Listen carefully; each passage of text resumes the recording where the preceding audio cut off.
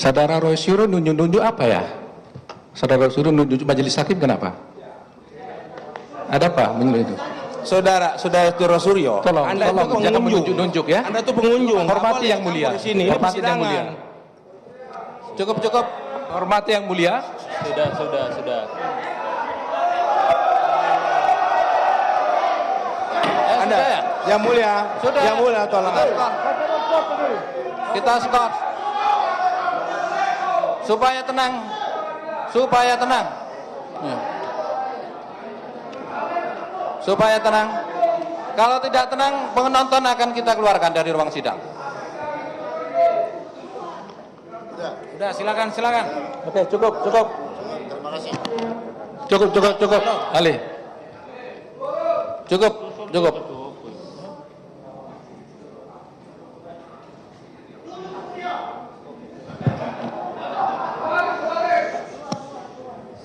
Keluarin, keamanan.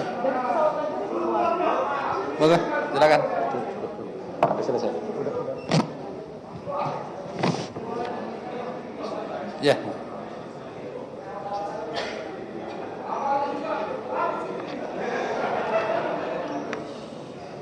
Supaya jangan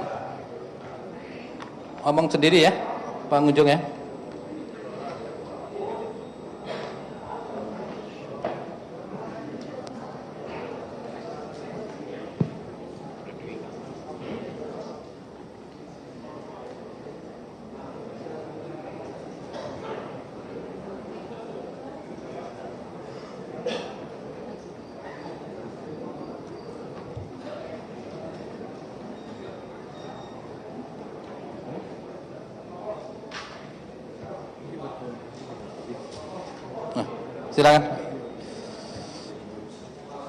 Silakan. Ini sudah mahal.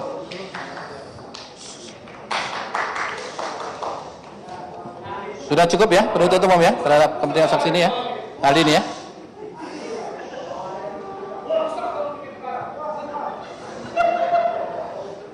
Nah ini nih tadi ya, taruh ya. Ya. Nih bisa diceritakan nggak lagi ngapain nih? Mas Saya mengucapkan terima kasih kepada sidang dan kemudian saya segera meninggalkan karena pas azan maghrib. Jadi memang saya dan para hakim itu sebenarnya juga senyum ya melihat saya. Jadi akhirnya ya udah saya mengucapkan terima kasih, maka saya bilang terima kasih yang mulia. Oke. Terus saya pamit pulang.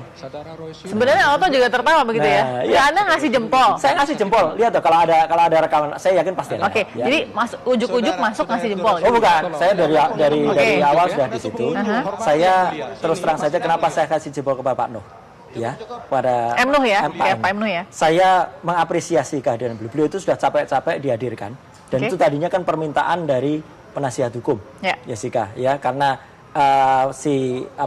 yang disebut ahli, Rismon, si Rismon itu hanya memutar, saya bilang, hanya memutar bukti yang bukan hanya sekunder. Buktinya tuh bisa tersier bahkan kuartier. Ini bukti yang abal-abal sebenarnya. Bukti abal-abal. Sekali lagi saya bilang, yang diputar oleh Rismon tadi itu bukti abal-abal. Kenapa itu dari pengacara ya, yang dibaca oleh Rismon Sianipar ya. Kenapa? Dia hanya membaca bukti dari pihak ketiga bahkan keempat. Bukti YouTube. Dari bukti YouTube kan. Orang mengupload ke YouTube itu dari siapa nggak jelas, siapa yang mengupload dan downloadnya kapan. Itu kan nggak jelas. Atau saya katakan, saya appreciate atau hormat kepada misalnya TV yang tadi termasuk TV One dan ada TV yang lain ya. Yang kemudian tapi kan itu kan TV itu mengambil hanya di persidangan. Ibaratnya mengambil dengan tadi disebutkan oleh Pak Nuh bahwa dia tidak sepakat karena itu distorsi. Coba turun-turunannya gimana coba? Ibaratnya begini, ya. Alat bukti ketika dari 9 kamera CCTV yang ada di Cafe Olivier itu kan masuk ke satu alat namanya DVR. Bukan DRV ya. Berkali-kali pakai VDR itu kan salah. Atau salah lagi itu, ya.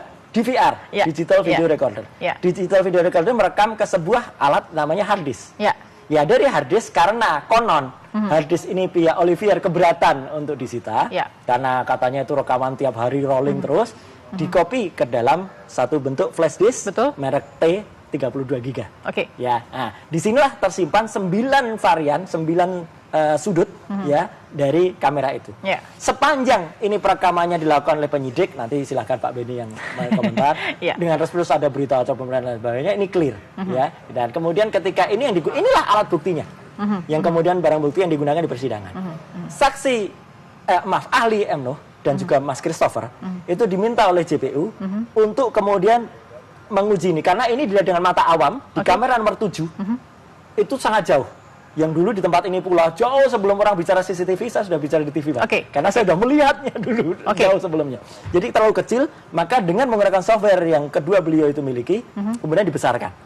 Software itu register. Software itu memang biasa digunakan digital forensik. Jadi tidak ada masalah dengan softwarenya. Nah, dari hard disk ini pindahkan ke flash disk. Misalnya ini katakanlah ini bapaknya, dipindahkan ke anaknya ke flash disk. Meskipun ini bisa diuji kesamaannya, dipindahkan lagi ke komputer yang tadi dipakai oleh Pak Nuh, itu kan ke cucu. Dari cucu ini kemudian bisa ditayangkan melalui sebuah LCD proyektor ke layar di persidangan. Layarnya itu mungkin posisinya diagonal, miring, dan inilah yang diambil oleh kamera-kamera TV. Dan inilah yang diambil oleh pihak dari pengacara Jessica. Oleh ahli yang disebut ahli ini bukti keberapa tadi? 1, 2, 3, 4. Jadi kan udah turun ke berapa? Bahasanya Anda tadi apa? Cicitnya? Ya cicit. Jadi kan udah cicitnya dia. Jadi kan sudah lucu sekali. Dan lucunya, kenapa saya memuji? Sekali lagi saya mengacungkan jempol ya, bukan menunjuk ya. Mengacungkan jempol kepada hakim. Kenapa? Hakim itu sudah sangat bijak. Kenapa bijak? Beliau karena si ahlinya ini tidak bisa. Saya katakan tidak bisa meriksa dengan menggunakan software itu karena dia tidak bisa. Mempersilahkan, kalau gitu silahkan di-copy. Dan silahkan. Saya salut, ternyata nggak mau. Malah Pak Nuhnya yang suruh pulang, karena nggak selesai.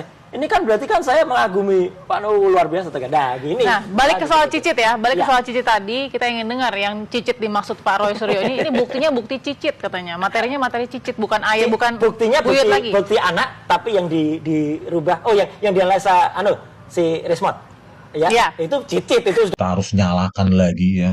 Karena kasihan ada seorang anak manusia yang sekarang meringkuk atas di penjara akibat perbuatan manipulasi dan rekayasa dari si pengecut itu, penipu Muhammad Nuh Al-Azhar dan Christopher Harimandrianto ya, sampai sekarang bersembunyi kayak tikus di dalam got ya.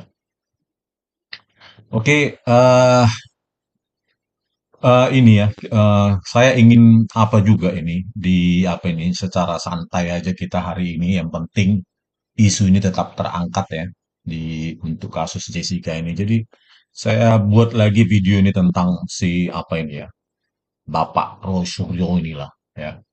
Roy Suryo ini bukan hanya menggiring opini ya, tetapi pada saat itu di persidangan juga membuat keributan dengan cara menunjuk-nunjuk saya saat itu dengan mengatakan bohong di persidangan. Ya, jadi kita bisa verifikasi dulu ya di sini di detik itu ya. Di detik itu jelas itu. Dia tunjuk hakim Jessica Wongso, saya rela bertanggung jawab, itu judulnya ya. Di sini saya tidak rela ilmu pengetahuan dilecehkan begitu saja. Ilmu pengetahuan apa yang dia punya sih? Ya kan? Dengan big mouth seperti itu tidak ada terminologi ilmiah. Ya mungkin terminologi Photoshop mungkin ya. Terus di situ dia katakan saya mengaku siap bertanggung jawab atas sikapnya yang menunjuk hakim. Padahal menurut video itu menunjuk saya itu, bukan menunjuk hakim ya. Daripada saya mengikuti penjelasan ahli yang tidak benar, saya rela saya bertanggung jawab dengan apa yang saya lakukan di sidang. Iyalah Roy, kau sudah bertanggung jawab dengan kena pidana ya, terpidana kasus tupa itu ya, Sarah itu. Akan ada banyak lagi itu sebelum kau check out dari dunia ini. Ya. Roy datang bersama M. Nuh, saksi ahli IT digital forensik bersama ya kan. Ini M. Nuh ini tukang rekayasa itu temannya dia ya kan. Berarti ya simpulkan aja sendiri ya kan. Yang pernah dihadirkan jaksa, kehadiran M. Nuh untuk memperlihatkan tayangan CCTV. Namun Hakim Kisworo menolak kehadiran M. Nuh untuk dikonfrontir dengan ahli IT digital forensik Rismond Hasilan Sanipar dari kubu Jessica Wongso.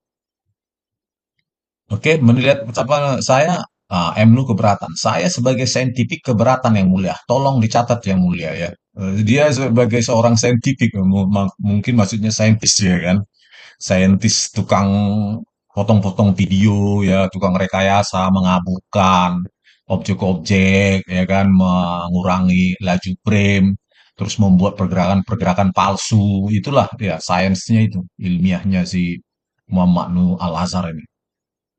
Kemudian Roy Suryo tidak terima dengan keputusan hakim. Roy berdiri menunjuk-nunjuk hakim. Dia bohong. Terima kasih yang mulia. Nah, inilah keributan ya sesuai dengan dicatat detik. Meskipun yang saya perhatikan ya, saya dengar dia menunjuk-nunjuk bohong, bohong, bohong itu pada saya itu arahnya ya. Coba kita perhatikan satu video ini, coba. Dan herannya nanti kalian perhatikan itu, hakim dan jaksa itu seperti tertawa, padahal menurut saya itu sudah contempt of court ya. Tapi seolah mereka menikmati gitu loh. Ada apa dengan peradilan sesat Jessica ini ya kan? Harusnya kan dia menjaga kewibawaan pengadilan gitu loh. Ada seorang ini ya antah berantah itu datang terus menunjuk-nunjuk terus jaksa dan hakim senyum-senyum gitu loh. Coba kalian perhatikan ya. Saudara Rosyuro nunjuk-nunjuk apa ya? Saudara Rosyuro nunjuk-nunjuk apa ya? Saudara Rosyuro nunjuk majelis hakim kenapa? Ada apa menunjuk? Saudara itu Rosuryo. Tolong, Anda tolong jangan menunjuk-nunjuk ya. Anda tuh pengunjung. Hormati yang mulia. Hormati yang mulia. Cukup. Hormati yang mulia. Sudah.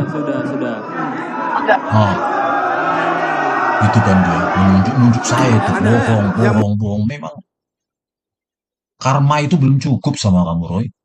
Ya, keilmuanmu itu, aduh, Roy, artikel tidak ada, buku tidak ada, perihal kaitannya dengan keilmuan ini mungkin buku dongeng mungkin kau punya mungkin ya, atau buku apalah ya.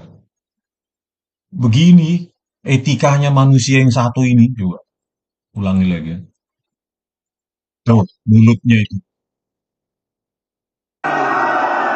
Nah, itu perhatikan itu. Yang mulia. Jaksanya tertawa, senyum-senyum. Ini bagaimana ini pengadilan di Indonesia ini? Jaksa Agung. Tertawa ada orang menunjuk-nunjuk ke saksi ahli. Ada orang yang menunjuk-nunjuk bohong-bohong. Ini kita bernegara bagaimana ini kewibawaan pengadilan seperti ini. Malah ikut tertawa seperti ini. Hakimnya juga senyum-senyum.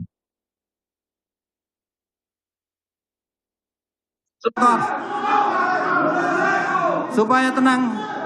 Supaya tenang. Kalau tidak tenang, penonton akan kita keluarkan dari ruang sidang. Sudah, silakan. Ya, begitulah. Oke, cukup. Ya, kalau kalian perhatikan pernyataan saya ada yang menyalami dan mengancam ya kalian simpulkan sendiri lah ya, karena memang tidak terekam. Saya diancam saat itu. Oleh itu, sayangnya tidak terekam suaranya dia ya. Kalau nggak bisa kita tuntut saat itu. Kita akan selesaikan di luar pengadilan. Ini tidak sampai di sini. Itu gaya ngomongnya seperti itu. Seolah ya dia takut kan, statement saya kan cukup keras di pengadilan 8 tahun yang lalu ya, 2016 itu. Nanti saya putarkan ya. Ya menurut saya cukup komprehensif lah pengamatan saya, analisa saya 8 tahun yang lalu hanya dengan modal 2 hari ya. Itu sangat susah sekali dicari BAP-nya Muhammad Nuh Al-Azhar dan Christopher Harimandrianto karena memang ya mereka paham mungkin begitu diberikan itu ada yang ini kan memeriksa, ada silap ya kan, ada lupa dikit ketahuan dan itulah yang saya dapatkan sehingga label penipu dan pembohong pengecut Christopher Harimandrianto dan Muhammad Nuh Al-Azhar ini ya harus dilabel nih sampai mereka menyerah ya kan menjadi justice kolaborator dan menyelamatkan itu si Jessica dari penjara gitu ya kan. Jadi itulah yang terjadi ya. Yang saya terima di situ yang membantu saya saat itu adalah lulusan Universitas Mataram ya, mahasiswa saya, ya, mahasiswa saya mantan ya, setelah lulus itu Hamzan Wadi itu, ya kami menerima tekanan lah saat itu di persidangan itu. Jadi untuk mengecoh itu konsentrasi saya, itulah yang kami hadapi ya. Jadi tidak gampang ya. Sekarang saja obor untuk keadilan Jessica ini aja susah, apalagi saat itu ya. Ya ada seorang, bentar dulu. Oke, kita lanjutkan. Ada gangguan biasalah teknikal untuk YouTube amatir ya. Jadi kita lanjutkan ya. Nah, itulah yang kami alami ya. Tekanan seperti itu ya. Sekarang yang saat itu ya kalian tahu sendiri, orang-orang yang terlibat juga komandan-komandannya ya kan tahu sendiri masih aktif. Sekarang aja sudah tidak aktif, susahnya minta ampun sekarang ini. No viral, no justice, no money, no justice. Inilah potret hukum di negara kita ini.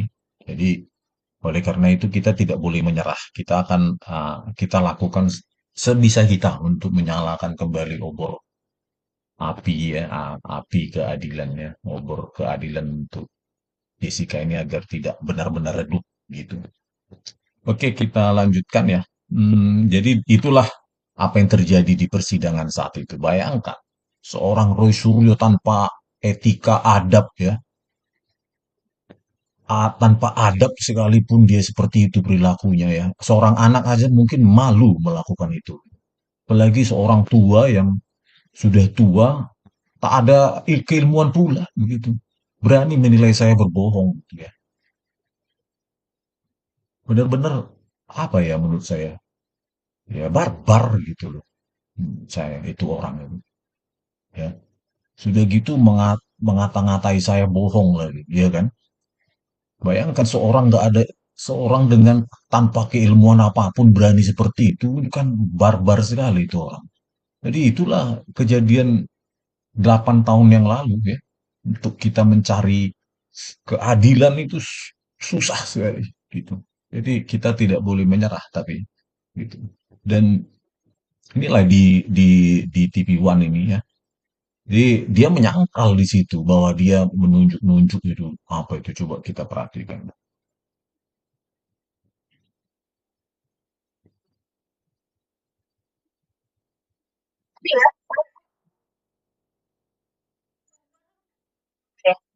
Ini ya, Paro ya? Ya.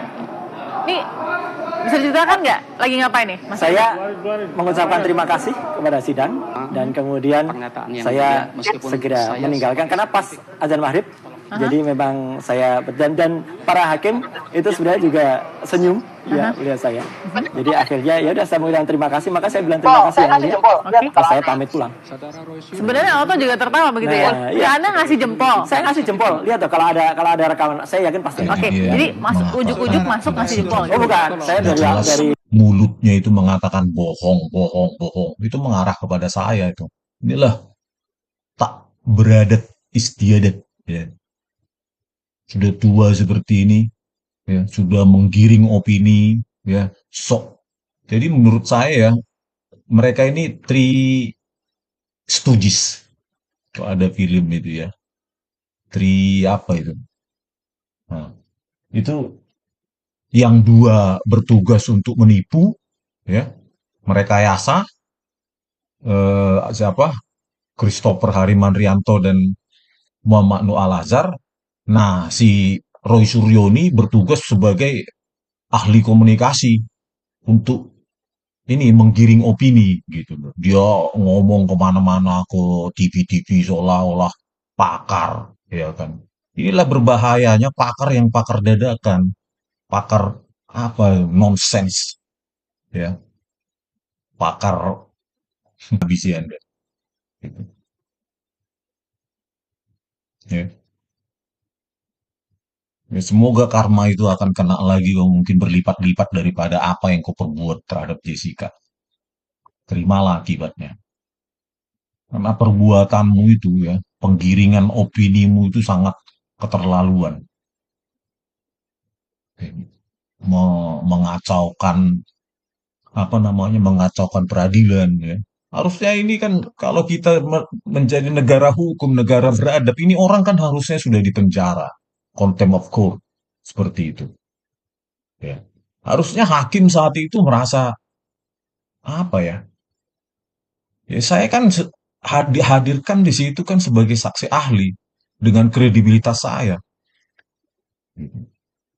Sementara orang ini siapa?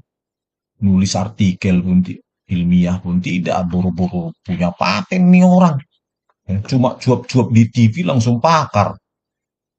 Ya, dulu ada apa pejabat mencocokkan apa selingkuh, kata dia langsung langsung asli gitu, langsung terkenal dia di situ dengan pakai mata, nggak ada keilmuan apapun. Itu kan waktu saya kuliah, kalau nggak salah itu S1 atau S2 UGM. Itu kan kita tertawakan. Dosen-dosen saya juga di UGM saat itu menertawakan orang ini. Ya. Ini siapa ini? Hadir di seminar pun tidak pernah, kuliah apapun tidak pernah. Tapi langsung diangkat media sebagai expert.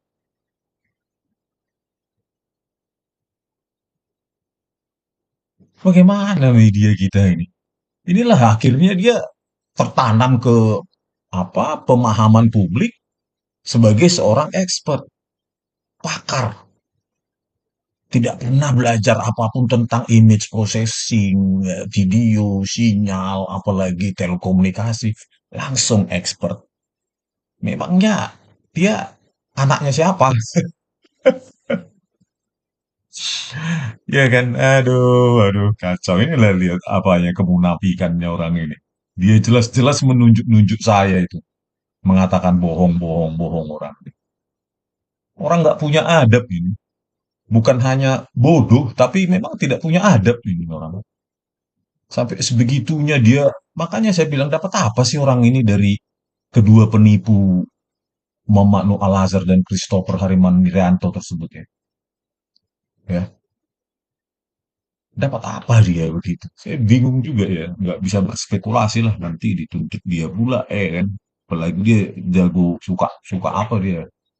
Suka lapor-lapor nih orang. Oke, kita lanjutkan ya.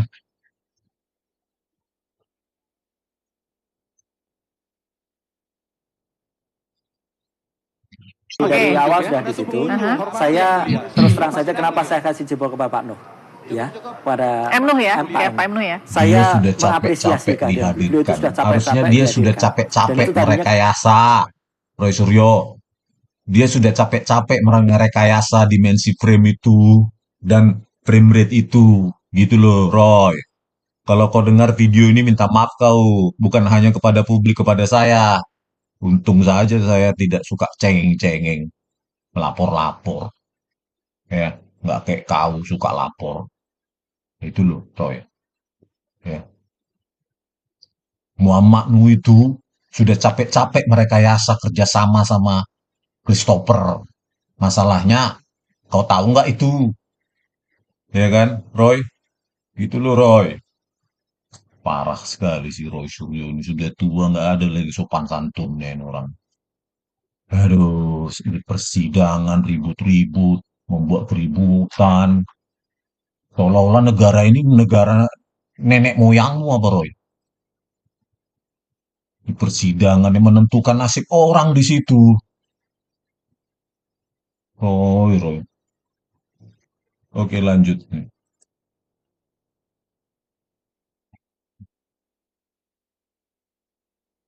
Kan permintaan dari penasihat hukum, ya. Jessica, ya karena si apa yang disebut ahli, Rismon ya, si Rismon itu Syanipar. hanya memutar, saya bilang hanya memutar bukti yang bukan hanya sekunder, buktinya tuh bisa tersier bahkan kuartil. Aduh, bukti yang abal-abal, Roy. Kalau kau pakar IT paham kau yang namanya apa selalu saya bilang itu apa legal copy. Harusnya kalau kau gak bias, kau suruh Muhammad Nuh itu kasih ke saya. Kalian pegang legal copy-nya berikut dengan hash-nya. Saya pegang kopi dari legal copy. Bukan begitu cara penjelasanmu, Roy. Roy, dasar lah kau, Roy. Belajar kriptografi nggak, Roy? Roy, kriptografi, Roy. Tahu nggak, Roy? PhD saya, doktor engineering saya itu bidang kriptografi, elliptic cube, 4096 bit plus apa tuh? Database, Oracle, plus video, 3 dimensi. Kalau kau ngerti itu perkawinan itu, biar kau tahu. Susah, ya. Meregistrasi paten saja di Jepang susah, apalagi membuat ada orang yang make user. Kau ahli apa kau, Roy? Roy.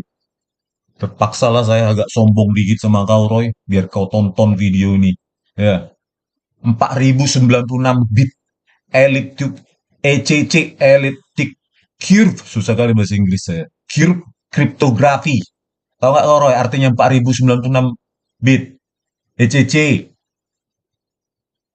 Pakai kurva eliptik non-linear untuk mengamankan data video digital 3 dimensi dan disimpan dalam database Oracle, biar kau tahu. Kau kiranya kau siapa? Kau dengar video ini. Ya. Nggak ada kemampuanmu itu, Roy. Nah, ini ada nih, saya proses ini wajahmu ini kayak gini nih. Ya, nih, apa ini? RGB color space ini, terus di sini magnitude spektrum DCT yang sederhana-sederhana aja kau membaca kurva ini, mungkin kau belum nggak tahu, Roy. Distribusi energi di sini berdasarkan discrete quotient transform. Ya nggak tahu lah kau. Orang kau nggak pernah belajar tentang video dan image, Roy. Sekarang saatnya saya bersuara. Karena dulu saya sibuk. Sekarang ya sibuk-sibuk dikit lah, ya kan. Bisa meluangkan waktu. Aduh. Roy. Padahal jelas nanti di persidangan saya itu. Saya menganalisa frame by frame. Jadi bukan karena sumbernya dia. Ya karena nggak dikasih, nggak ada perlawanan dong. Harusnya, akhirnya saya mendapatkan dari, kalau nggak salah 3 atau 4 televisi dan YouTube. Terus saya bandingkan konsistensi pergerakannya itu, ya, konsistensi pergerakan dan anomali pada sebaran intensitas pada pada yang saya duga saat itu diedit, ya, dimanipulasi sehingga tercipta pergerakan-pergerakan seperti nenek lampir dan yang lainnya itu tangan itu. Ya, saya analisa frame by frame dan kau bilang memang sumber. Ya karena nggak kok kalian kasih, gitu loh, Roy. Baru kemudian Anda menggiring. Hanya sumber memplay sumber. Salah kau, Roy. Saya analisa BAP-nya Muhammad Nual Azhar di situ. Ya. Harusnya saya mau maju lagi itu yang kedua kali untuk menganalisa BAP-nya Christopher, tapi tidak diizinkan saat itu 2016. Kalau diizinkan, Roy, saya saat itu sudah punya amunisi yang sangat komprehensif, ya, karena setelah maju di pertama itu untuk menganalisa BAP Muhammad Nu itu, ya hanya 2 hari. Setelah itu saya pelajari lagi, kalau nggak salah 3 hari itu. Saya bandingkan akhirnya dengan punya BAP dari Christopher M. Nuh, dan saya dapatkan itu poin yang jauh lebih telak. Tapi ketika saya mau maju lagi yang kedua kali ditolak oleh hakim karena sudah pernah. Itulah.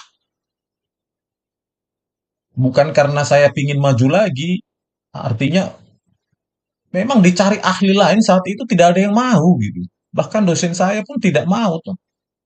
Pertimbangan macam-macam lah karena ya tahu sendirilah kalian dengan jaket apanya itu kan.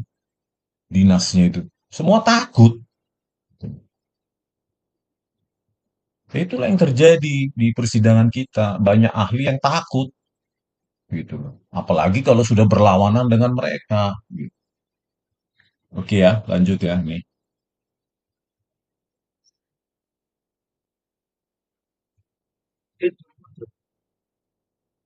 Ya. Bukti abal-abal. Sekali lagi saya bilang, yang diputar oleh Resmond tadi, itu bukti abal-abal. Kenapa itu dari pengacara ya, yang dibaca oleh Rismond Sianipar ya. Kenapa? Dia hanya membaca bukti dari pihak ketiga bahkan keempat. Bukti YouTube. Dari bukti YouTube kan. Orang mengupload ke YouTube itu dari siapa nggak jelas, siapa yang mengupload dan downloadnya kapan, itu kan nggak jelas. Atau saya katakan, saya appreciate atau hormat kepada misalnya TV yang tadi termasuk TV One dan ada TV yang lain, ya, yang kemudian dia, tapi kan itu kan TV itu mengambil hanya di persidangan. Ibaratnya mengambil dengan tadi disebutkan oleh Pak Noh bahwa dia tidak sepakat karena itu distorsi. Ibaratnya turun-turunannya gimana coba? Ibaratnya begini, ya. Alat bukti ketika dari 9 kamera CCTV yang ada di Cafe Olivier itu kan masuk ke satu alat namanya DVR, bukan DRV ya, berkali-kali pakai VDR itu kan salah, atau salah lagi itu, ya. DVR, digital video recorder. Digital video recorder merekam ke sebuah alat namanya hard disk.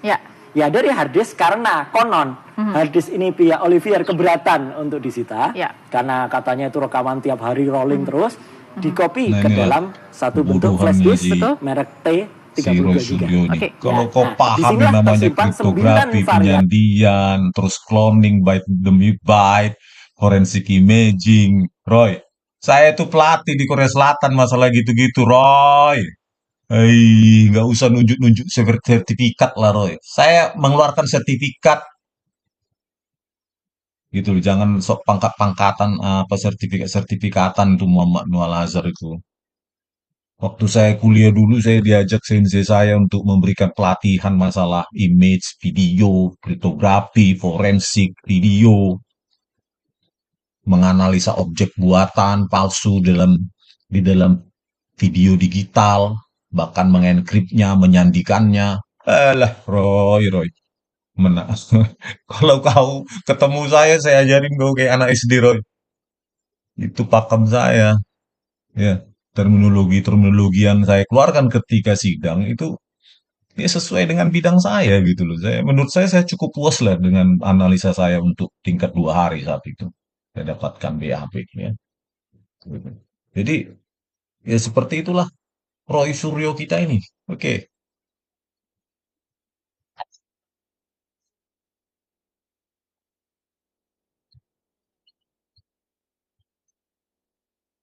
9 sudut ya 9 dari sudut, kamera itu. Roy. Sepanjang ini perekamannya dilakukan di flash disk saja ada 18 kanal, Roy, yang 18 kanal di flash disk itu ada berbagai macam.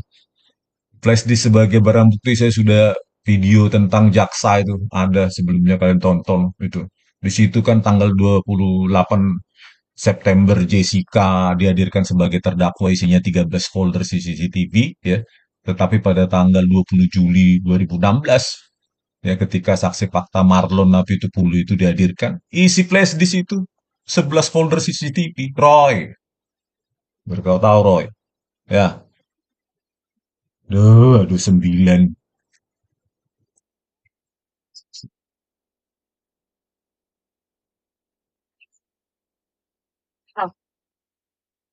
komentar dengan terus ada berita atau pemerintahan dan sebagainya, ini clear ya. Dan kemudian ketika ini yang inilah alat buktinya yang kemudian barang bukti yang digunakan di persidangan. Saksi ahli M. Noh dan juga Mas Christopher itu diminta oleh JPU untuk kemudian menguji ini, karena ini dilihat dengan mata awal di kamera nomor 7 itu sangat jauh. Yang dulu di tempat ini pula jauh sebelum orang bicara CCTV, saya sudah bicara di TV. Karena saya sudah melihatnya dulu jauh sebelumnya. Jadi terlalu kecil, maka dengan menggunakan software yang kedua beliau itu miliki, kemudian dibesarkan. Software itu register. Software itu memang biasa digunakan digital forensik. Jadi tidak ada masalah dengan softwarenya. Nah, dari hard disk ini pindahkan ke flash disk. Misalnya ini katakanlah ini bapaknya. Dipindahkan ke anaknya ke flash disk. Meskipun ini bisa diuji kesamaannya, dipindahkan lagi ke komputer yang tadi dipakai oleh Pak Noh, ya, itu kan ke cucu. Dari cucu ini kemudian bisa ditayangkan melalui sebuah LCD proyektor ke layar persidangan. Layarnya si Roy ini anak bapak cucu kakek. Inilah yang diambil oleh kamera-kamera TV. Dan inilah yang diambil oleh pihak dari kriptografi, Roy. Ya, Roy ya. Di situ kau akan belajar yang namanya fungsi hash. Itu fungsi hash itu one way function. Artinya apa? Ya, itu akan menghasilkan seperti MD5, ya, MD6, SH1, SH2 yang menghasilkan fungsi keluaran itu 256 bit atau 512 bit. Nah, Nilai hash tersebut adalah identitas untuk menyatakan bahwa kedua barang dibandingkan ya identik atau tidak. Jadi tidak ada bapak, anak, cucu, kakek, paman, ya, paman, ponakan, itu tidak ada, Roy. Gitu loh. Terminologinya harus karena fungsi hash, ya, itu belajar kau kriptografi, Roy, bahwa fungsi hash itu adalah fungsi one way, satu arah. Ya, artinya apa? Keluaran tidak bisa ini memengaruhi input, input output.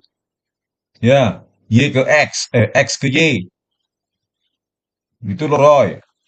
One way function, tidak bisa dari keluaran itu ya, yang 256 bit atau 512 bit itu ditebak masukannya. Jadi kalau Anda ketahui Y sebagai hash, maka dari hash tersebut Anda tidak tahu namanya X. Artinya apa? Artinya ketika X kau ubah, maka Y pasti berubah. 1 bit aja X kau berubah, maka Y akan berubah total. Itulah one way hash. Itu S2 aja sudah kita pelajari itu, Roy. Saya dari Dr. Volker Muller, Roy. Dosen UKDW di Jogja yang mengajar S2 di UGM.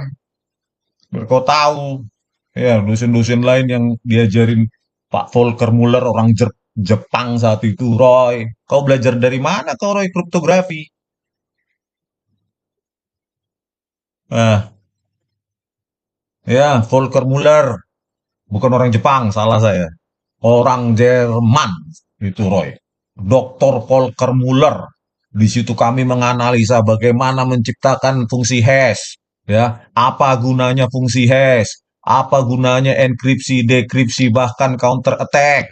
Ya, bagaimana ini brute force menebak kunci public key, private key, kriptografi. Kau paham nggak kau, Roy?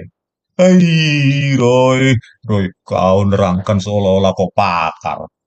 Ya, Roy.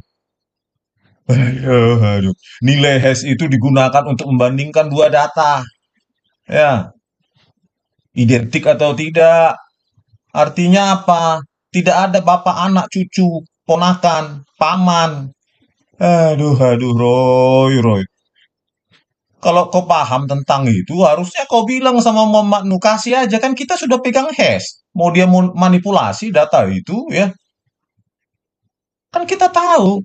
Gitu loh. Tinggal kita hashkan saja, dapat nilai hashnya. Oh, Rismon, kau sudah ubah. Kenapa? Setelah kami hashkan pakai MD5, oh nilainya berantakan nih, tidak sesuai nih 256 bitnya. Begitu, Roy. Fungsi hash itu. Bukan Rismon ini pakai sekunder tersier. Nggak ada itu di dunia seperti itu. Data primer, ya, dibandingkan dengan yang apanya, identik enggak yang dikasih ke orang lain. Data primer itu yang dikasih nilai dicari hashnya, yang diambil dari DVR, bukan dari flash disk. Dari DVR itu di imaging. Aduh, seandainya kita ketemu kayak gini di TV One, mungkin kayak kemarin kau berani muncul, mungkin saya ajarin kau kayak apa kau, kayak anak SD. Oh, kiranya, ya, ini diajari oleh Dr. Volker Muller, sekarang profesor dia di Jerman sana, udah pulang. Ya, di Jepang saya lanjut lagi belajar dari seorang sensei senior. Kau belajar apa kau? Komunikasi politik. Jauh kali dari ilmu kriptografi kayak gitu. Malu lah kau kalau nonton telepon ini lah. Keluarkanlah unek-unekku selama ini.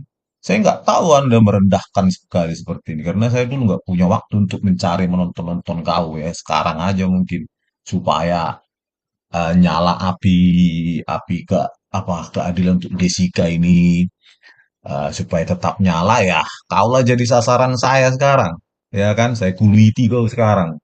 Untuk menyalakan api obor untuk Jessica ini. Karena kau memang menggiring opini. Ya. Dan kau juga menggiring seolah-olah hanya data saja yang saya analisa ya. Pada saat itu saya juga menganalisa BAP. Saya menganalisa frame demi frame. Kalau Muhammad Nur Al-Azhar, ya memang dia bisa menzooming, dia lakukan frame demi frame dengan alatnya itu. Tidak, dia tidak berani menunjukkan di zoom dan dianalisa frame demi frame karena itu sama saja dia menunjukkan hasil rekayasa dia. Jadi justru di event-event penting ya, terpenting itu ya, krusial di meja 54 dia jalan aja seperti itu di zoom tapi di jalan dengan laju frame normal gitu loh. Dia tidak berani dengan alatnya itu ya ketika kejadian penggarukan apa tangan itu tidak berani dia frame demi frame dia jalankan aja begitu Roy. Ya itu teknik menipu. Susah ngomentarin kau ini. Tapi ya nggak apa-apa lah. Supaya hidup kasus Jessica ini kan, kau aja jadikan sumber untuk sementara waktu ini. Sasaran. Dengan nilai khas kau, dengan data yang lain. Hasil kopinya berubah atau enggak? Aduh, udahlah. Kayak orang gila saya. Tapi yang pasti kau, ya, saya kuliti kau sekarang, ya. Kau kira saya hanya membandingkan itu, ya. Data itu yang nggak kalian kasih itu ya terpaksa saya ambil dari 4 stasiun atau 3 itu berikut dengan ini YouTube sebagai komparasi ya. Ingat Roy, dengan berbagai angle dari kamera TV tersebut didapatkan konsistensi jari nenek lampir itu yang sekarang juga saya tetap konsisten mengatakan itu kan. Konsisten saya ketika 7-8 tahun lalu dengan sekarang ya. Tidak mungkin karena pencahayaan itu, konsisten pencahayaan itu dari beberapa angle TV, ya, itu membentuk jari.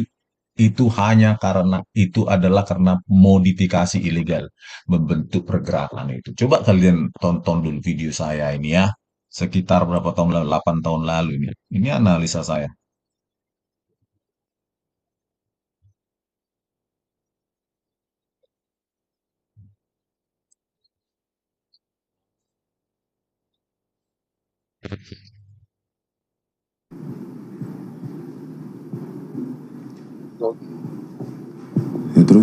Ya terus. Nah itu, saya kira ini secara kontur tangan ini seperti tangan nenek lampir ya. Ini. Paham nggak kau Roy? Sebaran intensitas Roy. Di sini sebaran intensitas sangat kontras dibandingkan dengan apa yang itu ada di sini. citra atau frame itu. Di sini. Paham kau? Nilai-nilai integer dari setiap pixel. Heksanya bagaimana? Paham nggak kau? Aduh, inilah kau jadi sasaranku lah kau sekarang.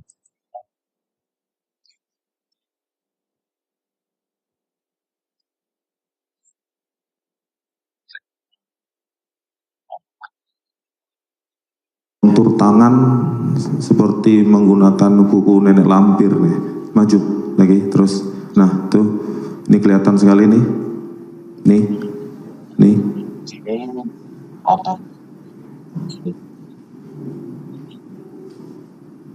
Ini sebarannya sangat tidak inheren dengan dibandingkan dengan sini dan otot lengan di sini.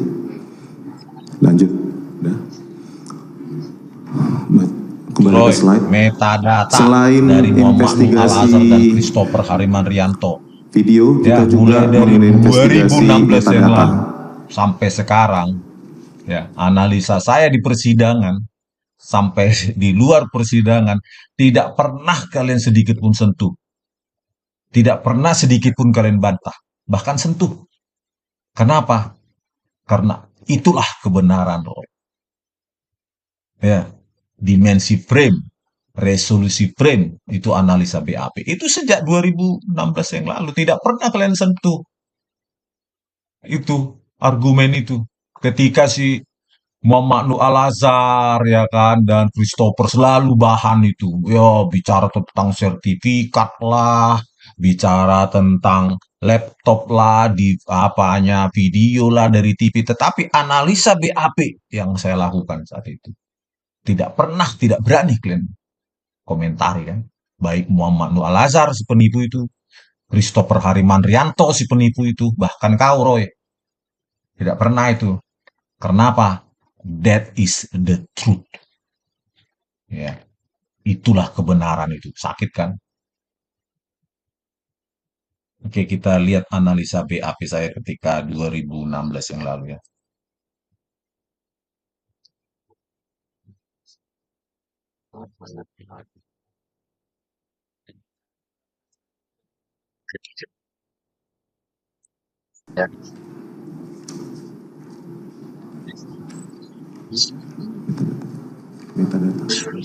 Saya kurang jelas tadi yang pertama tadi itu yang tangan panjang itu gimana coba penjelasannya. Tangan yang panjang. Yang tas. Yang tas kelihatannya. Saya kurang mengerti. Terus yang tas. Bukan ini yang satu lagi. Iya mundur yang tas, yang masih tas. Ini gimana? Coba diputar dulu. Coba aja cari yang panjang itu, panjang. Jadi ini, itu gerakan, itulah gerakan lambatnya ya? Iya, gerakan frame demi frame. Demi frame artinya satu second, satu iris, satu frame ini jalan gitu. Iya. Jadi akhirnya begini. Itulah Roy, Akhirnya tidak begini. proporsional, itu dibedah sangat frame tidak demi natural. frame. Sementara Panjang penipu kebanggaan dari itu Muhammad lengan. Walazar ketika di persidangan mana berani dia melihat frame demi frame Roy, ketahuan rekayasanya. Makanya dia ketika justru crucial events ya, itu dia jalankan normal aja. Terus dia jelaskan gitu dengan karangan dia. Karena ketika dia jalankan frame demi frame, apalagi di Zoom, maka rekayasa kalian itu akan terbongkar ya dengan sendirinya ya secara gamblang.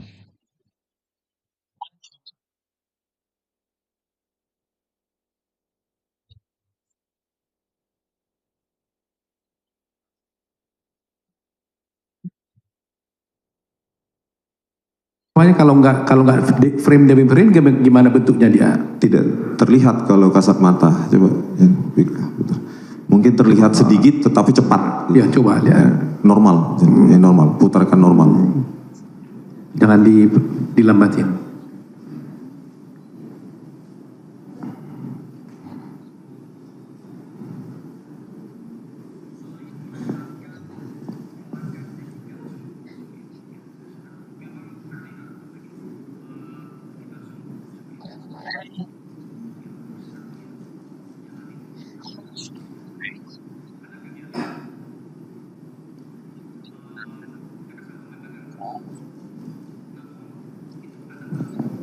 Ini dia. Tampak sedikit tapi. Itu nih. Dengan kecepatan normal pun kalau jeli bisa terlihat itu tempering. Editing. Ini asli nih ya. Asli dari penggarukan. Dari 2016 yang lalu saya konsisten Roy. Satu gimana bentuknya? Nggak kayak tahu. Aslinya. Ya. Itu. Berubah.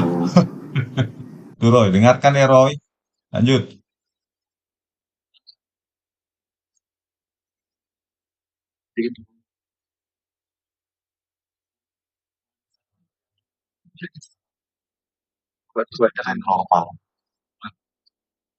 Coba ulangi lagi dulu berita satu. Jadi kita lihat. Ini yang berita satu atau yang berita satu, Pak? Coba. Iya, dengan kecepatan normal. Normal. Ya, ini normal. Terus kalau diperlambat gimana? Kalau diperlambat kita bisa menghentikan frame demi frame. Coba hentikan dulu frame ya. Nah ini, coba lihat. Nah ini frame demi frame. Coba itu. Ya. Buat saya dulu. Ya ini satu frame. Buat saya coba. Itu apa yang kita katakan? Coba tanya, ini jari yang tadi panjang ya? Ini juga ini ya, lengket gak ini ya? Iya. Itu apa yang kita katakan indikasi tempering. Di titik itu terjadi keseragaman sebaran intensitas. Ya, dibandingkan dengan lengan yang kemerah-merahan ini di atas. Di situ. Beda warnanya gitu ya. Saya sudah 30 tahun di bidang itu Roy. Ya, bukan cucu cicit, bapak paman, ponakan segala macam. Roy. Perhatikan Roy.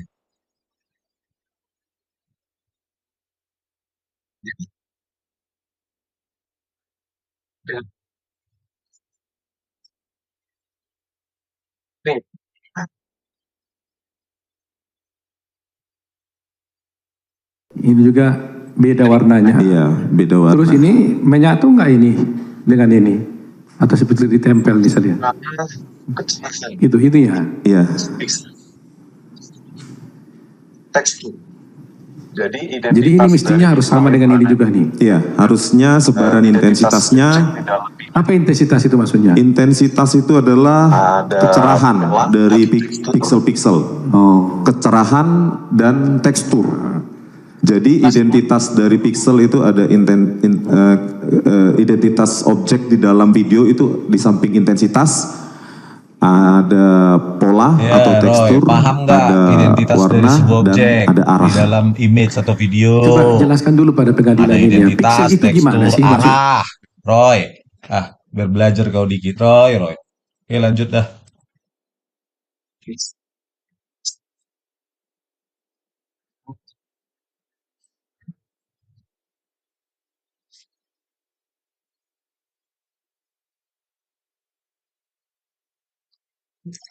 Banyak gitu.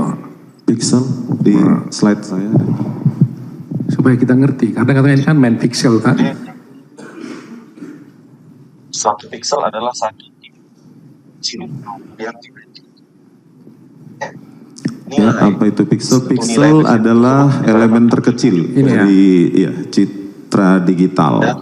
Jadi jika ada gambar atau citra tersebut, satu pixel adalah satu titik terkecil yang diwakilkan oleh nilai. Satu nilai di situ tersebut misalnya 127, nah itulah satu pixel. Yang ada di dalam citra digital. Jika kita ingin memanipulasi atau memodifikasi citra digital, nilai itu saja yang kita perlu jadi ubah. ini dihilangkan, ini ini dihilangkan jadi bentuknya tangan gitu ya. Jadi kalau ini dibentuk jadi seperti lengan boleh. Boleh. Tinggal ditambah-tambah atau dikurang-kurangin gitu. Iya Pak. Jadi artinya ini pixel, kumpulan dari pixel ini itulah menjadi gambar kan? Bisa menjadi objek. Objek gitu ya. Jadi kalau saat bagian pixelnya dikurangi, maka bentuknya berubah. Kalau ditambah pixelnya juga bentuknya berubah. Kira-kira gitu ya. Iya Pak. Oke. Coba jelaskan lagi yang tadi saudara mau jelaskan mengenai apa tadi? Analisa itu Selanjutnya selain analisis video, kita juga menganalisis metadata yang ada tertera pada BAP. Apa tadi itu? Eyang, nggak tahu saya tuh data-datamu itu Roy ya. Ini analisa BAP ini Roy. Jangan kau giring opini itu ya Roy ya. Aduh. Nih Roy, dengarkan.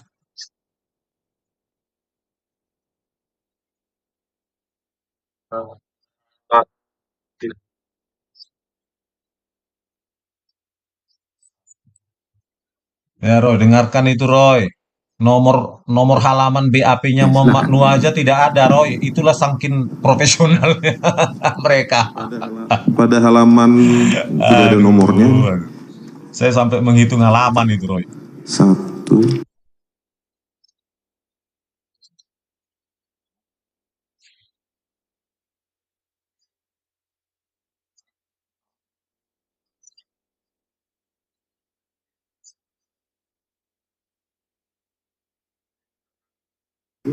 Dua, 3, 4. Pada BAP dari saudara Muhammad Nuh Al-Azhar, dari metadata pada halaman ketiga dulu, metadata dari file video ch17.15.11/16.17.mp4. Di situ tertera nomor berapa itu? Nomor berapa? Nomor 1, file video nomor 1. Oke. Enggak pertanyaan nomor berapa? Pertanyaan nomor berapa? Pertanyaan yang di sini ya. Pertanyaan nomor 9. 9 ya. BAP. 9. Ya, di situ ada file video ch17_15.11/16.17.mp4. Ya, file video ini berekstensi MP4 dengan kodek file ini dengan memiliki ekstensi MP4 dengan format atau pengkodean MPEG 4. Ya, pada halaman berikutnya kita lihat resolusi frame itu 1920 pixel, height tinggi 1080 pixel, dan bagian terakhir pada daftar metadata ditampilkan jumlah frame sebanyak 98.750 frame. Tetapi pada bagian B, pada pertanyaan yang sama, jawaban dari saksi ahli mengatakan bahwa dari file video tersebut ditemukan 2.707 frame. Ini nilai yang salah. Metadata tidak dibaca dengan benar. Oleh karena itu, analisa berikutnya saya kira menjadi tidak tepat. Coba ulangi sekali lagi, maksudnya apa nih?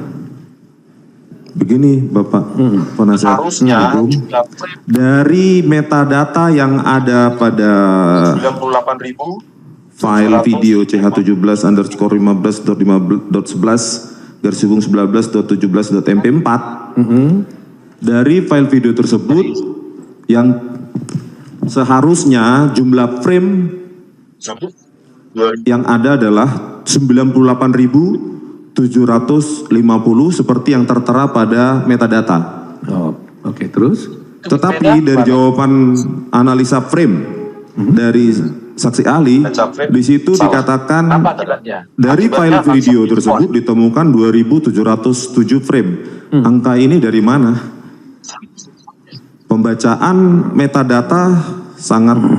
Kalau itu berbeda gimana itu? Analisa akan berbeda karena yang dilakukan analisa frame, pembaca frame salah. Apa akibatnya? Akibatnya analisanya salah, tidak bisa dipegang. Ya, lebih dipegang. Ya. Oke. Selanjutnya, saya ingin membuka ke pertanyaan 27 pada BAP yang sama. Pertanyaan 27. Di situ ditanyakan, dapat ahli jelaskan apakah ada perbedaan kualitas gambar ataupun originalitas antara data yang diambil dari flash disk Toshiba 32 GB warna abu-abu serial number 1430A7A412CAT dengan data yang diambil dari server CCTV secara langsung? Jawabannya adalah rekaman CCTV hasil ekstraksi dari sistem CCTV dalam kurung baik lewat sistem komputer atau server maupun lewat DVR dapat disimpan pada removable media, misalnya flash disk dan hard disk eksternal, yang mana rekaman hasil ekstraksi tersebut memiliki kualitas yang sama dengan yang ada di sistem CCTV. Dengan kualitas yang sesuai dengan aplikasi dan jenis kamera CCTV tersebut, yang mana rekaman CCTV di dalam flash disk tersebut memiliki 8 bit depth dengan 1920 pixel kali 1080 pixel untuk width dan height. Jadi di sini saksi ahli menyatakan ukuran frame dari CCTV pada bisa di flash disk dan pada kamera CCTV itu sama, 1920 pixel kali 1080 pixel. Oleh karena itu, ia mengklaim bahwa gambar maupun originalitas data bisa dipastikan.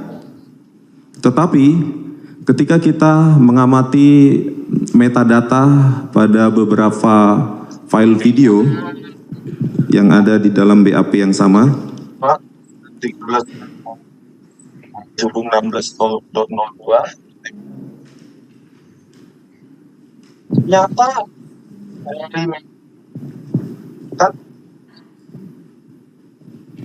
tertinggi file video nomor 2 CH02_13.15/16.02.mp4. Ternyata dari metadata dicantumkan width dan height, lebar dan tinggi 960 pixel dan ya, height 2016 saja ya, 576 pixel. hanya waktu 2 hari Berarti aja ada saya analisa pemotongan bisa mendapatkan rekayasa ya, manipulasi, pengurangan modifikasi, tempering, pengurangan atau reduksi ukuran sama itu frame ya, pada video. reduksi frame. Roy, di CH2, di teksnya itu ada CH2, CH lainnya. Berbeda dengan yang aslinya poin 27, 1920 suku 1920 seri 1080 pixel. Oke ya Roy ya. Ya segini dulu lah Roy. Apa untuk kau? Lain kali kalau nggak ada apa, kalau ada waktu nanti saya cari lagi videomu yang tentang Jessica ini biar saya ketawain dulu ya kan di awal tahun 2024 ini. Ya kan? Oke, pemirsa sekalian ya. Inilah cuplikan apa kita tentang Roy Suryo ini ya, yang selalu menggiring opini, seolah-olah saya hanya pakai apa namanya pengamatan berdasarkan video yang dari TV katanya, padahal dari YouTube, padahal saya membandingkan dengan 3 TV yang lain dan saya dapatkan konsistensi itu jadi mak lampir yang tidak proporsional ya, indikasi pemodikasian atau indikasi tempering ya. Kenapa saya dulu mengatakan indikasi? Ya karena saya dilarang untuk mengatakannya gitu di persidangan. Ada deh yang ngelarang ya kan. Sebenarnya pada saat itu saya mengatakan itu ini rekayasa, ini tempering bukan dugaan gitu ya. Karena mungkin faktor dari tuntutan yang sangat tinggi yang membuat kita KU apa itu undang-undang berapa itu KUHP-nya itu pasal 340 yang katanya bisa hukuman mati seumur hidup. Jadi kita very very careful ya mengeluarkan kata-kata untuk ya mengilik lah, membujuk. Dengan kata mengilik ini dalam bahasa Batak mengacu, ya kan, itu membujuk hakim supaya mendengarkan kita gitu maksudnya itu. Kalau nanti saya terlalu keras belak-belakan seperti ini kan kayak gimana gitu, kayak preman gitu kan nanti malah dia nggak suka, antipati, kasihan Jessica itu. Gitulah kira-kira anjurannya kemarin 2016 ya. Nah, inilah penggiringan opini oleh apa ini Roy Suryo nih ya. Padahal saya juga saat itu sudah memeriksa BAP dan ketemu juga reduksi frame itu Roy. Nah, gitu Roy. Analisa itu harus konsisten Roy, sudah diuji 8 tahun yang lalu, ya kan? Cuma saat itu memang kurang komprehensif ya, meskipun menurut saya cukup karena waktu 2 hari. Nah, ketika saya belajar lagi, di selesai sidang itu saya ingin maju lagi gitu loh, karena ingin membandingkan BAP Muhammad Nur Al-Azhar dengan Christopher. Saya dapat amunisi yang lebih lebih apa namanya lebih tajam gitu kan, yaitu satu dalam 2 BAP mereka itu kamera 9 ternyata dalam rentang waktu yang sama ya itu resolusi frame yang berbeda. Di situ saya sudah dapat itu sebelum saya mau maju lagi nggak dibolehin sama Pak Hakim. Ya udahlah, harusnya ketika saya dibolehkan maju saya ungkapkan itu gitu loh. Tapi itulah ya, susahnya mendapatkan BAP mereka berdua ini membuat semua ini jadi rumit begitu. Jika saya dapatkan seperti layaknya BAP toksikolog, psikolog itu ada di pengacara jauh-jauh sebelum persidangan. Kenapa yang 2 ini aja susah diminta gitu sampai tanggal berapa saya maju itu? September atau berapa itu? Iya, September mungkin ya saya maju itu. Oh nggak salah ya. Itu 2 hari sebelum baru kita dapatkan, itu pun entah dari mana lah didapatkan Pak apa ya timnya Pak Oto itu, ya kan. Cari-cari nggak ada gitu loh. Disembunyikan kurasa ya gitu loh. Iya. Kalau 15 September lah itu kayaknya saya maju ya, mungkin tepatnya ya. Nah, mungkin tanggal 13, 14 itulah saya dapatkan baru BAP itu. Padahal jauh-jauh sebelum hari sebelumnya, 2 bulan sebelumnya sudah saya minta. Nggak ada. Susahnya. Akhirnya ya begitulah. Coba 2 bulan sebelumnya saya dapatkan itu ya mungkin kajian saya lebih lengkap lah ya. Karena kenapa BAP bidang lain itu bisa ada gitu loh. Hanya BAP itu aja yang susah didapatkan. Saya juga bingung gitu. Ya tahu sendirilah ternyata rekayasa total, rekayasa barbar gitu ya. Nah, itulah kejadiannya. Ya, aduh. Tapi itulah sudah puas saya sama apa si Roy Suryo ini. Penggiringan opininya ini memang harus di downgrade ini orang ini menjadi 144 piksel.